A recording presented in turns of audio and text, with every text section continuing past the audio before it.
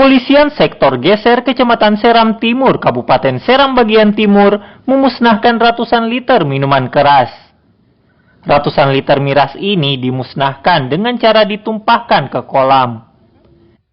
Ribuan liter miras jenis Shopee ini merupakan hasil razia polisi dari berbagai lokasi, termasuk pintu kota Geser menjelang Lebaran Idul Adha. Kaitan dengan miras yang telah kami musnahkan, jadi jumlahnya sekitar 165 liter. Ini telah kami musnahkan, dan terlepas dari itu kegiatan cipta kondisi senantiasa akan kami laksanakan.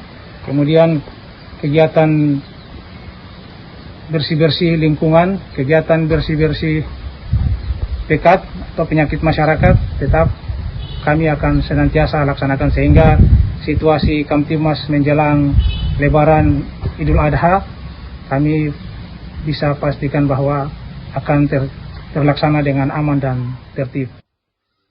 Polsek Geser berencana akan terus melakukan razia miras setiap hari guna mencegah penyalahgunaan miras hingga mengganggu keamanan dan ketertiban menjelang Lebaran Idul Adha di Geser, Seram bagian timur.